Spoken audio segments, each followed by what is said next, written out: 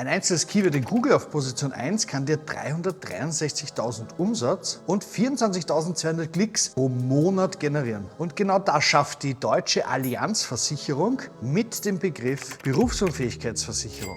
In diesem Video zeige ich dir, wie du kostenfrei Keywords findest, die hoffentlich deinem Unternehmen auch viel Umsatz bringen werden. Außerdem zeige ich dir eine Berechnungsmethode, wie du forecasten kannst, wie viel Umsatz dir ein SEO-Ranking bringen kann. Klingt zu schön, um wahr zu sein, lass es mich dir zeigen. Dieses Video hat sich ein Zuschauer gewünscht. Wenn auch du Fragen hast oder Themenwünsche, dann schreib uns das immer jederzeit gerne unten in die Kommentare.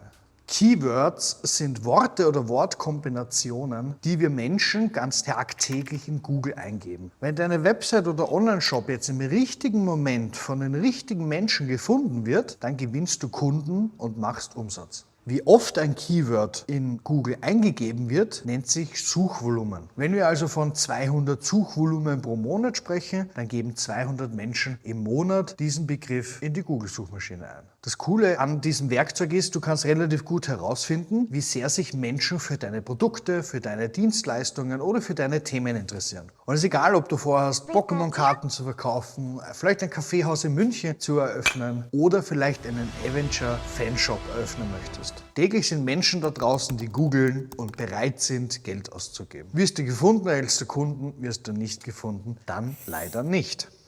Was muss man jetzt tun, um dort gefunden zu werden? Man muss aktiv Suchmaschinenoptimierung oder kurz SEO betreiben. SEO kann man selber machen und selber lernen oder du lagerst das gerne an Profis wie uns aus. Der erste Schritt in einem SEO-Vorhaben ist immer die Keyword-Recherche, die wir uns eben in diesem Video anschauen. Grundsätzlich ist eine Keyword-Recherche nur eine Liste an Keywords, mit denen du gern gefunden werden möchtest. Dazu empfehle ich dir ein kostenfreies Plugin namens Keyword Surfer, das du in deinem Google Chrome Browser installieren kannst. Du gibst einfach einen Suchbegriff ein und rechts werden dir zwei Zahlen angezeigt. Einmal das Suchvolumen, was wir schon geklärt haben, was das ist, und auf der anderen Seite Kost per Klick, eine Zahl, die wir später noch brauchen werden. Möchtest du dir diese Keywords abspeichern, kannst du auch hier auf diese Checkbox klicken, beziehungsweise auf der rechten Seite gibt es weitere Vorschläge. Auch hier, diese kannst du einfach mit Klick auf diese Dinge abspeichern. Rechts oben hast du dann ein Clipboard und das kannst du dann als CSV oder Excel jederzeit exportieren. So wird zum Beispiel nach Apfelstrudel in Deutschland über 40.500 Mal gesucht und nach dem Keyword Shopware Agentur 2.400 Mal. Trotzdem wird der Begriff Apfelstrudel auf Platz 1 nicht viele Umsätze liefern und Shopware Agentur 100.000 und mehr pro Monat. Aber warum ist das so? Es gibt drei Gründe, warum wir Menschen Google verwenden. Wir wollen entweder etwas kaufen, wir wollen eine Information finden oder wir wollen eine Firma finden. Wer nach Shopware Agentur sucht, sucht eine Agentur, die er beauftragen kann und dann einen Online-Shop für sich erstellen lassen möchte. Wer nach Apfelstrudel sucht, sucht ein kostenfreies Rezept und möchte das nachbacken und mir hoffentlich ein Stück senden. Also grundlegende Unterschiede, und das ist das, was du dir nur merken solltest. Manche Keywords wollen die Leute was kaufen und bringen dir als Business Owner Umsatz und bei manchen Keywords wollen die Leute Informationen finden. Das bringt dir zwar immer Sichtbarkeit und Klicks, aber nicht unbedingt Umsatz. Wenn du natürlich wenig Zeit oder wenig Geld zur Verfügung hast, empfehle ich dir immer, auf die Keywords zu konzentrieren, die eben dir direkt Geld bringen. Wie findet man das aber jetzt heraus, was die Leute finden wollen? Das ist auch ganz einfach. Den Begriff einfach googeln und dann sich anschauen, was für Ergebnisse unter der Werbeanzeige wird denn grundlegend angezeigt. Und bei Apfelstrudel sehe ich ganz klar, gute Küche.at mit einem Rezept, Backen mit Christine ein Rezept und so weiter. Also ich finde hier keinen Online-Shop, wo ich den kaufen könnte. Ich finde hier kein Produkt. Also es geht hier wirklich nur um kostenfreie Rezepte. Sucht man nach Shopware Agentur, ist auf der einen Seite auffällig, wir haben plötzlich Google Ads Anzeigen da und auf der anderen Seite finde ich hier ein Verzeichnis aller Shopware Agenturen. Ich finde hier einzelne Shopware Agenturen, 8 Miles, Lime Soda, M-Stage, eBakery und so weiter. Also ganz klar, es werden lauter Verkaufsseiten angezeigt, das heißt, das Keyword muss kauforientiert sein. Wenn du das verstanden hast, bist du schon super weit. Wie findet man jetzt Keywords für sich selber, für sein eigenes Unternehmen? Ich empfehle immer 4 Dinge zu tun. Auf der einen Seite einfach Brainstorming. Das heißt, ich versetze mich in die Situation von jemandem, der eine Agentur sucht und überlege mir, was für Begriffe könnte ich da verwenden. Schritt 2 ist Empfehlungen durch Tools. Also wie schon gezeigt, durch den Keyword Surfer, der mir rechts Vorschläge liefert.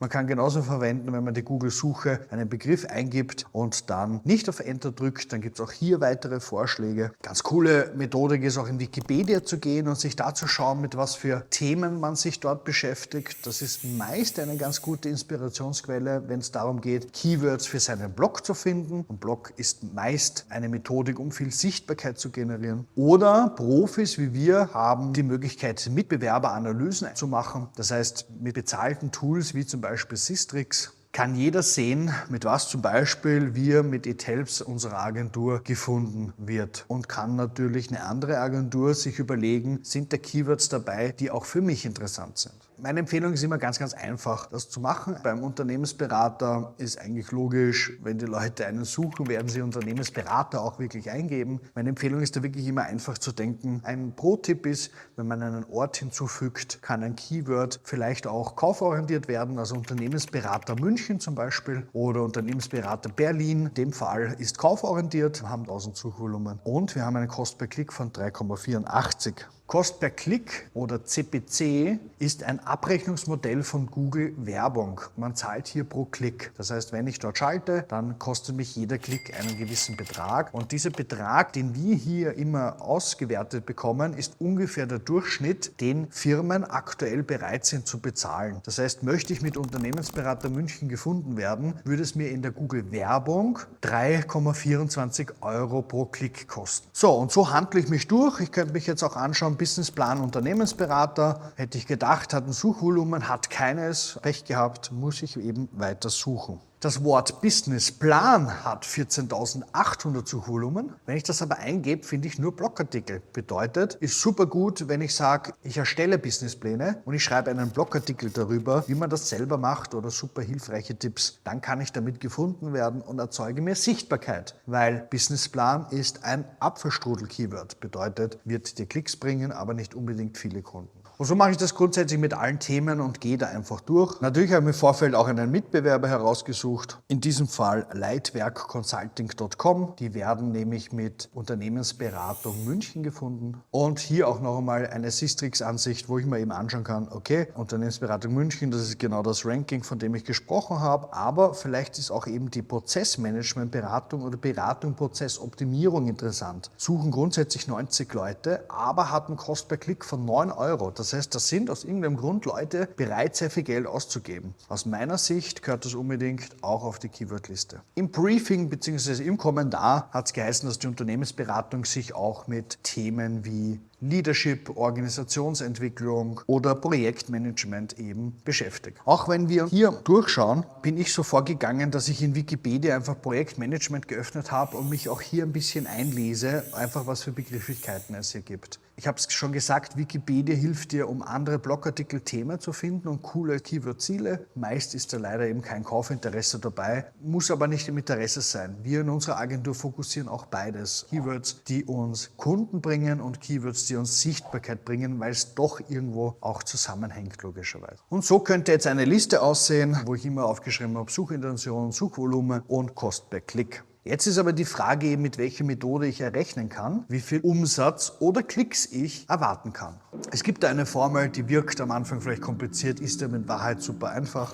Nice. Grundsätzlich brauchen wir einfach ein paar Kennzahlen, die uns hier helfen, den Umsatz vorzuberechnen. Auf der einen Seite, wie viel Klicks bringt in Google eine Position 1, das heißt unter der Werbung. Das ist im Schnitt zwischen 30 und 40%. In unserem Beispiel nehme ich einfach 40% an. Das heißt, bei Unternehmensberater München, das bedeutet, hier habe ich Suchvolumen mal 40% und wir kommen auf 520 Klicks. Das ist das, was wir ungefähr erwarten können. Die Conversion Rate bedeutet, wie viele von meinen Webseitenbesuchern senden mir danach eine Anfrage, liegt meist zwischen 0,5 und 3 bis 4%. Ich rechne mal sehr pessimistisch mit 0,5%. Bedeutet, 520 mal 0,5% sind circa 3 Anfragen oder 2,6 Anfragen pro Monat. Die nächste Kennzahl, die nur du wissen kannst, von wie vielen Anfragen werden wie viele Kunden. Also führst du 2 Gespräche und wird ein Kunde im Schnitt daraus, dann ist das diese Umwandlungsquote. Ich gehe auch hier aus von ca. 50%. Das heißt, wir haben ca. 1,5 Kundenanfragen pro Monat. Und das ist die entscheidende Frage, wie viel Umsatz bringt dir durchschnittlich ein Kunde? In der Unternehmensberatung nehme ich mal an, das werden so irgendwo sein, bei kleineren Unternehmen 5.000 bis 50.000. Gehen wir mal sehr vorsichtig um und sagen, wir machen 10.000 Euro Umsatz pro Kunde. Das heißt, ich kann dann einfach die Umwandlungsquote oder die Kunden pro Monat mal den Umsatz. Das heißt, wenn du mit Unternehmensberater München gefunden wirst, generierst du vermutlich 13.000 Euro Umsatz pro Monat. Und wenn du diese Formel auch im Excel hast, dann kannst du die einfach herunterziehen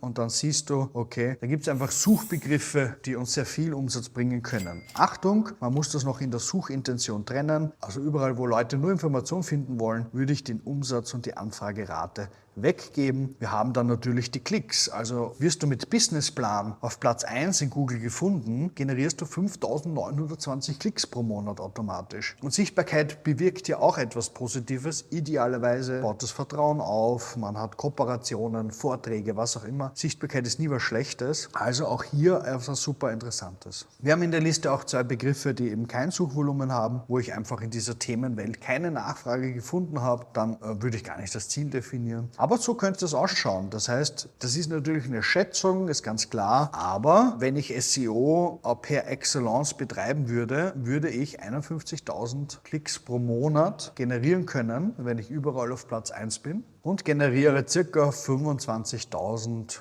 Umsatz pro Monat, wenn ich nur mit diesen Keywords im SEO arbeite. Du hast jetzt gelernt, wie du auf der einen Seite Nachfrage prüfen kannst, wie viele Menschen suchen nach Produkten und Dienstleistungen, auf der anderen Seite auch rechnen kannst, wie viel Umsatz könntest du mit einer guten SEO-Sichtbarkeit generieren. Nach den Keywords ist der nächste Step ein Keyword Content Mapping. Dazu blende ich dir ein Video ein, was ich dir empfehle, als nächsten Schritt nach dieser Excel-Liste zu erzeugen. Liked und abonniert unseren Kanal und teilt dieses Video gerne mit einem Freund, dem ihr etwas Gutes tun wollt. Ich freue mich, dich im nächsten Video wieder begrüßen zu dürfen. Bis bald.